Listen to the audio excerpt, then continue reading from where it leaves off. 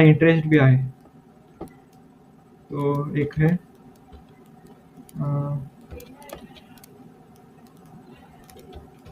Samosa price is equals to 20, एक ऐसा ये क्वेश्चन करेंगे।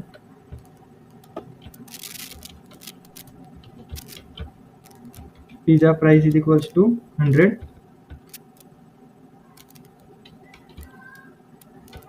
समोसा डिलीवर्ड, समोसा डिलीवर आए हमारे पास 4, pizza order is equals to 3। Okay, तो टोटल कॉस्ट हमको निकालनी है हमारे पूरे मेन्यू की। तो हमको मिलेगा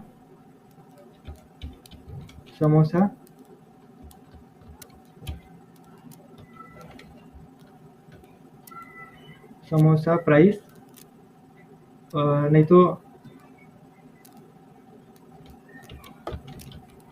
samosa price into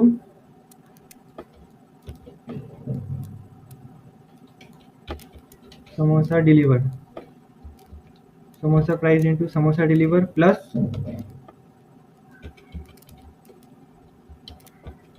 pizza price into pizza order.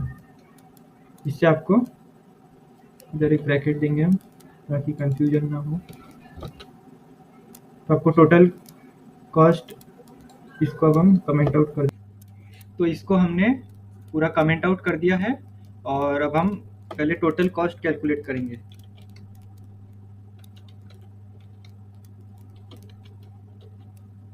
Okay, पहले टोटल कॉस्ट कैलकुलेट करेंगे, बाद में हम एक कंडीशन लगाएंगे। अभी कंडीशन में ऑपरेटर्स यूज हो रहे हैं, ऑपरेटर्स के बारे में हम, ये रन टाइम डिस्कनेक्ट हो गया तो फिर वापस रिकनेक्ट कर लेना कोलैब में।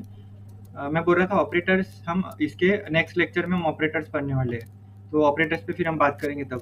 पर अभी हम पहले बजट चेक करेंगे हमारा।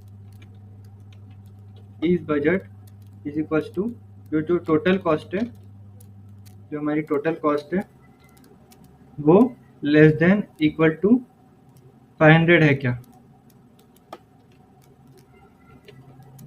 तो हमको क्या क्या प्रिंट करना है, टोटल कॉस्ट प्रिंट करनी है, ये जो हमने करी है, और प्रिंट करना है इस बजट,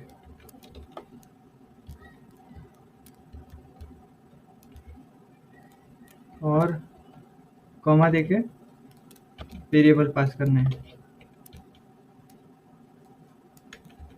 ओके, अब इसको हम रन करेंगे तो हमारा ये बजट में है। हम ये कैसे हो रहा, 20 इंटू 4 हो रहा, कैलकुलेट 80, 100 इंटू 3 300, 300 प्लस 80 380, और वो 500 से कम है तो हमारा बजट में है प्राइस। अगर वही हमने पिज़्ज़ा ऑर्डर कर दिए, लेट सपोज 13 पिज़्ज़ा ऑर्डर कर दिए, तो हमारा बजट में नहीं है, फॉल्स है। मतलब ये क्या हो रहा है, बुलियन हमको वैल्यू मिल रही है इस बजट। जब भी हम कंपैरिजन ऑपरेटर या ऑपरेटर्स यूज़ करते हैं तो हमको बुलियन में वैल्यू मिलती है। ओके, ये एक एग्जांपल हो गया। अब दूसरा एग्जांपल है, अगर आप फ्रूट्स लेने गए हो मार्केट में और आपको कैलकुलेट करना है total cost of every fruit, तो आप इससे, ये प्रोग्राम से कैलकुलेट कर सकते हैं। अब हम नया कोड सेल लेंगे, इसमें कैलकुलेट करेंगे पहले एप्पल की प्राइस जो कि 100 है, बनाना की प्राइस जो कि 60 है, और एप्पल की क्वांटिटी हमको चाहिए लेट सपोज 5 या फिर 20, और बनाना की क्वांटिटी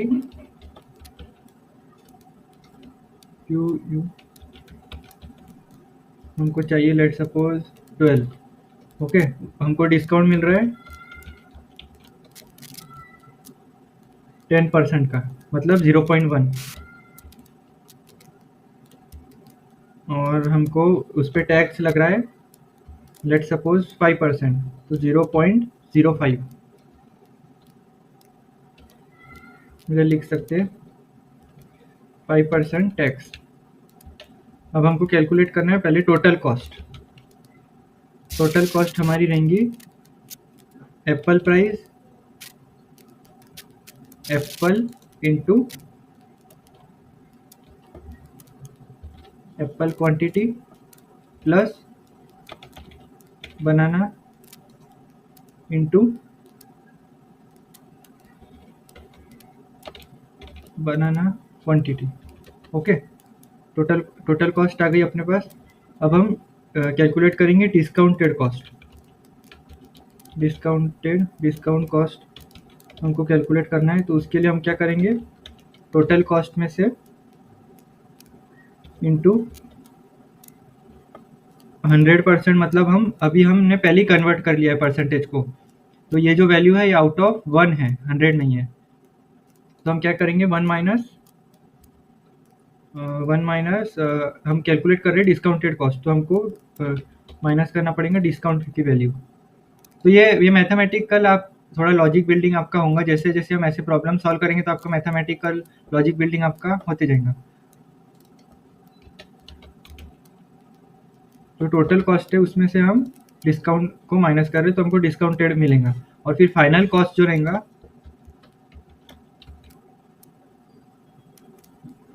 फाइनल कॉस्ट कैसा रहेगा, उसमें से हमको टैक्स भी डिडक्ट करना पड़ेगा। तो हमको डिस्काउंटेड कॉस्ट में से क्या करना पड़ेगा, 1 plus tax amount,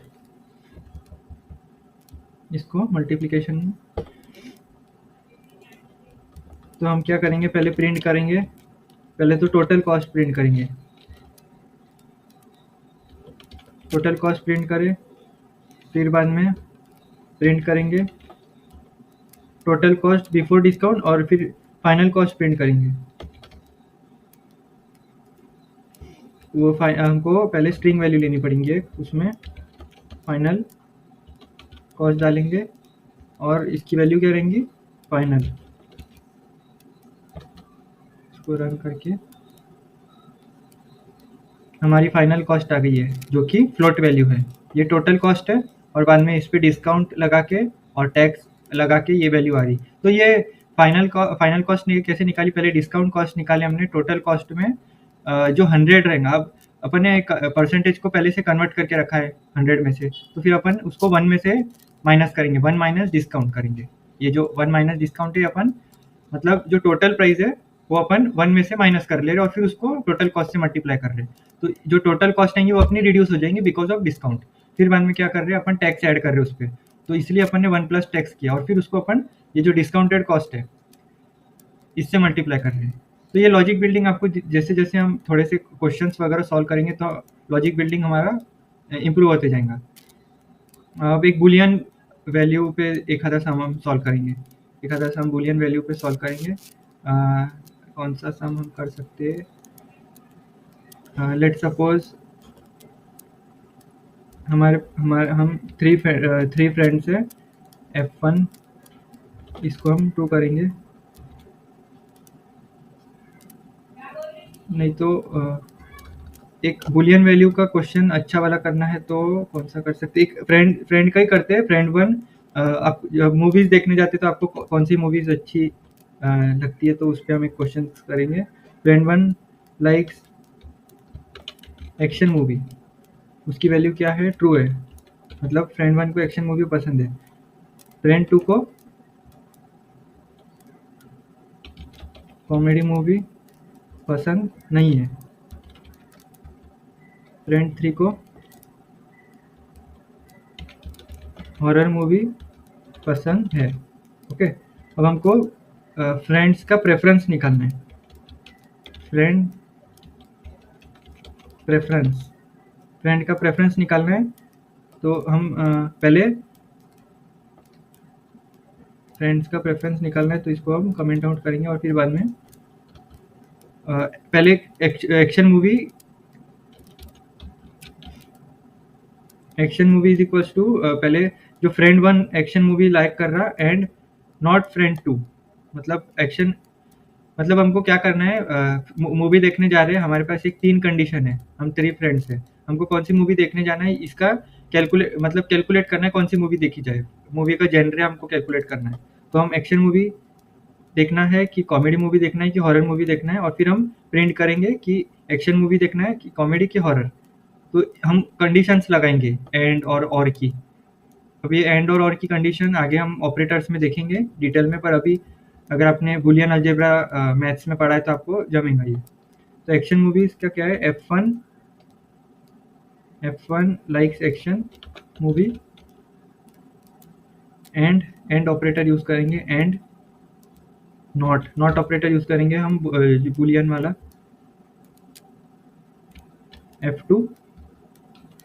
F2 likes comedy. Okay, ये कैलकुलेट कर रहे हैं हम। अब कॉमेडी का सेम ऐसे कैलकुलेट करना है। कॉमेडी का कैसे कैलकुलेट करेंगे, F2 likes comedy, F2 likes comedy, और F3 लाइक्स हॉरर मूवी। तो ये और ऑपरेटर यूज कर रहे हैं हम।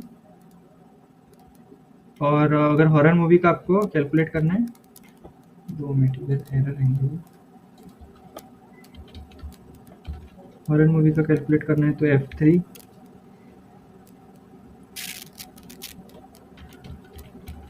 F3 likes horror movie, and operator use करके ब्रैकेट्स में लेंगे F1 लाइक एक्शन मूवी, और F1 लाइक एक्शन मूवी, और F2 like comedy movie. Alright,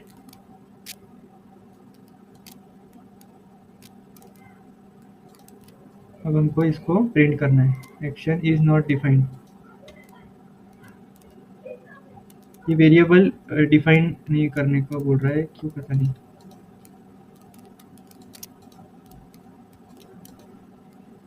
okay, तो फिर इसके बाद हम प्रिंट करेंगे तीनों, मतलब हम प्रिंट करेंगे तीनों वैल्यूज। प्रिंट करेंगे, हमको क्या एक्शन मूवीज देखना चाहिए,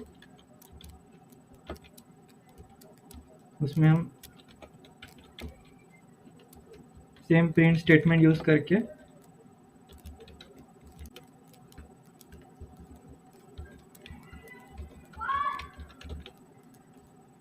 ओके, और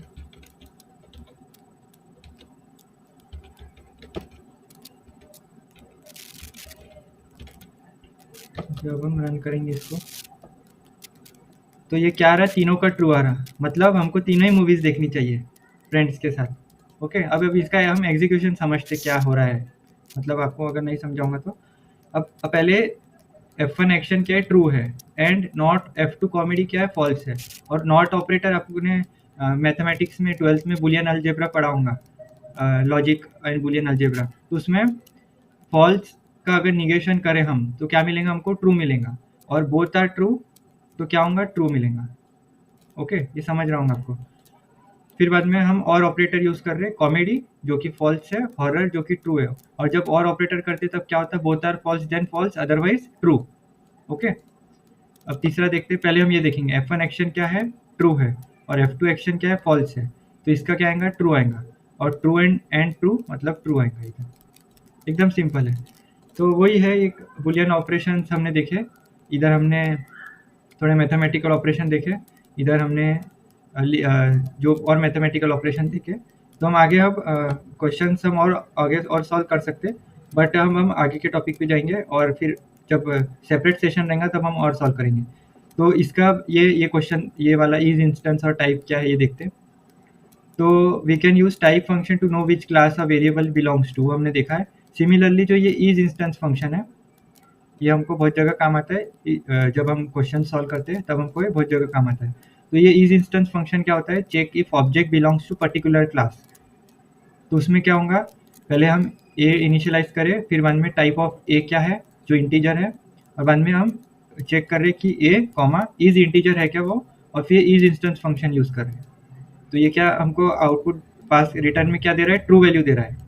ऑलराइट, वैसे ही 3.0 फ्लोट वैल्यू है, तो हम पहले चेक कर रहे हैं टाइप ऑफ नंबर, और बाद में चेक कर रहे इज फ्लोट है क्या, बाद में चेक कर रहे is instance float, is float, तो बाद में वो हमको क्या दे रहा है, ट्रू दे रहा है। अब हम तीसरा जो डेटा टाइप है, ये जो इमेजिनरी डेटा टाइप है, मतलब इमेजिनरी जो नंबर रहते 3+4 ये आपने अलजेब्रा में पढ़ा होगा, तो वो हमको थोड़ा इसके डेटा टाइप्स के बारे में पढ़ते, इमेजिनरी डेटा टाइप क्या होते हैं। तो कोड हमको चाहिए, तो हम पहले यही वैल्यू लेंगे। तो हम क्या करेंगे, पहले ये इमेजिनरी डेटा टाइप है, इसका अगर आपको टाइप जानना है, टाइप ऑफ A1, तो एक कॉम्प्लेक्स बताएंगे, कॉम्प्लेक्स टाइप है। ओके, इसका अगर आपको आईडी जानना है,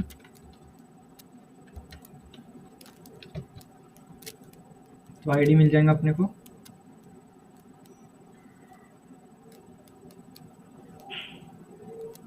ओके, अब हमको इसका अगर रियल वैल्यू चाहिए,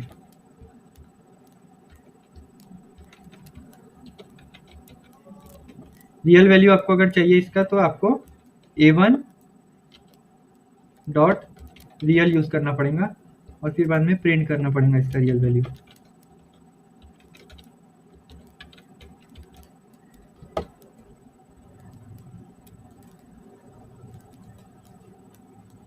अगर आपको इसका कॉम्प्लेक्स वैल्यू चाहिए, वैल्यू प्रिंट करना है, तो हम लिखेंगे A1 डॉट इमेजिनरी वैल्यू, हमको इमेजिनरी वैल्यू चाहिए, तो अब इसको प्रिंट करना है, तो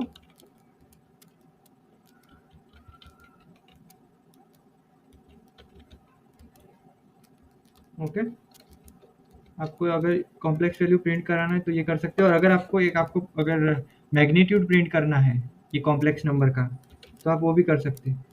magnitude is equals to absolute value हमको चाहिए किसकी, A1 की। ये ABS क्या है, एब्सोल्यूट वैल्यू का फंक्शन है, तो हमको प्रिंट करना है मैग्नीट्यूड, तो हम इससे कर सकते हैं। तो अब इसको रन करेंगे, तो आप देख सकते हैं कॉम्प्लेक्स वैल्यू 2 है, रियल वैल्यू 1 है, और इसका मैग्नीट्यूड क्या है, 2 पॉइंट समथिंग, और ये जो कि है फ्लोटिंग नंबर है। ओके, तो ये हमारा कॉम्प्लेक्स डेटा टाइप हो गया, इसकी थोड़ा इंट्रोडक्शन नहीं हुआ था इसलिए इधर किया। अब हम वो इधर देख रहे हैं टाइप क्या A1 का कॉम्प्लेक्स रहेगा, और ये जो इज इंस्टेंस है, इज इंस्टेंस फंक्शन, ये हम चेक कर रहे हैं कि ये जो 1.2j है ये कॉम्प्लेक्स क्लास में आता है क्या, मतलब ये जो हमने इधर क्लास देखी है, इधर क्लास फ्लोट, तो ये कॉम्प्लेक्स क्लास में आ रहा है क्या। अब आप इधर कॉम्प्लेक्स ना लिख के इधर आप अगर लिखेंगे ये स्ट्रिंग में आता है क्या, स्ट्रिंग क्लास रहती है, इसमें आता है क्या, क्यों नहीं पता रहा यार। लेट्स सपोज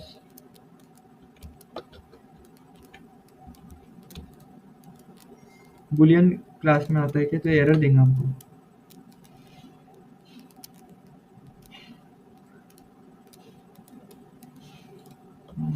क्लासेस,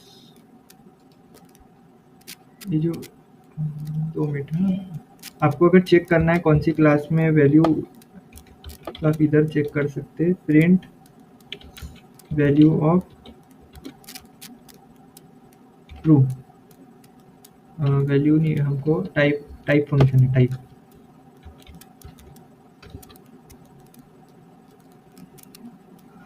तो इधर आपको कमेंट आउट करके, तो ये बुल है, क्लास बुल, तो इधर आपको लिखना पड़ेगा, इसको ऑफिस से कमेंट आउट हटा के। ओके, तो अभी हमको क्या देगा, फॉल्स देगा।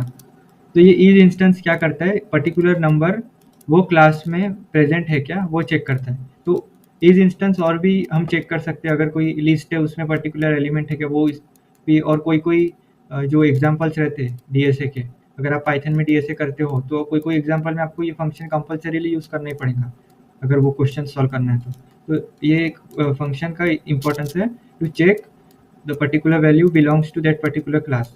So 2.20 is belong to float, 5 is belong to integer class, तो वही इधर आपको बताना था। हाँ, तो ये पार्ट हो गया हमारा। अब नन डेटा टाइप देखेंगे, नन डेटा टाइप क्या रहता है। एक डेटा टाइप की वैल्यू भी है नन, तो ये नन क्या है, none data type represent the absence of value और नल वैल्यू। तो जो हम वेरिएबल को अगर नन वेरिएबल हमने इनिशियलाइज किया वैल्यू, उसको वैल्यू दी हमने none, So it is an important concept used to signify that variable does not hold any data or function does not hold any value. तो वेरिएबल को जब हम नन असाइन करते तो वो सिग्निफाई करता है कि वो वेरिएबल में कुछ भी डेटा नहीं है, हम उसमें कुछ भी नहीं डाल रहे हैं, सिंपली नन वैल्यू मतलब नल वैल्यू डाल रहे हैं. तो कैरेक्टरिस्टिक्स क्या है इसकी? There are only one instance of none in a Python program type, the type of none is none type. और अब इसका यूजेस क्या है? अब आप आगे कंडीशन स्टेटमेंट्स पढ़ेंगे और फॉल फंक्शंस पढ़ेंगे तो हमको कहीं कहीं पे नन टाइप का डेटा हमको रिटर्न होना, तो हम ये डेटा टाइप यूज़ करते हैं. पर ये डेटा टाइप का ज़्यादा यूज़ नहीं है हमारे कोडिंग जर्नी में या फिर डेवलपर जर्नी में, इसका ज़्यादा यूज़ नहीं है. पर ये एमसीक्यू और इंटरव्यू क्वेश्चन में आपको पूछ सकते हैं. तो इसका यूज़ है एपीआई ऑफन, एपीआई जो अब ये का बात करेंगे, सिर्फ अभी एपीआई जो हमको डेटा मिलता है दूसरे वेबसाइट से वो हम एपीआई के थ्रू लेते हैं.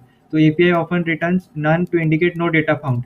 So none is used to extensively across various domain in web development, optional parameter, missing database value in data science. तो ये वहाँ पे यूज़ होता है. अभी नन वैल्यू को हमने नन किया और उसका टाइप जान रहे हैं, तो वो कौन से क्लास को बिलोंग करता है? नन टाइप को.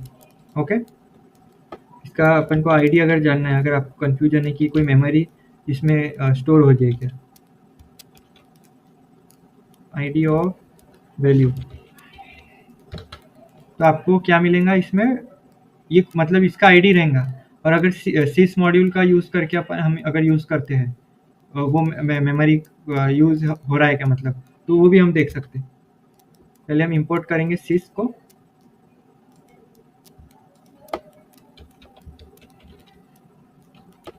और अगर आपको कंफ्यूजन है सिस का तो आप इधर देख सकते हैं. हमने मेमोरी में देखा था सिस, और हम यूज़ करते गेट साइज ऑफ फंक्शन, तो आप देख सकते हैं. अब हम इधर जाना है हमको सिस, और अब हमको प्रिंट क्या करना है?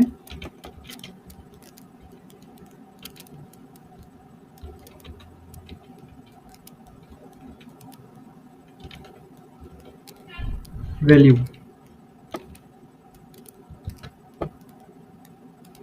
तो ये 16 देगा, जो कि हमने देखा था ये वाले फ्लो चार्ट में, ये वाले ट्री डायग्राम में हमने देखा था.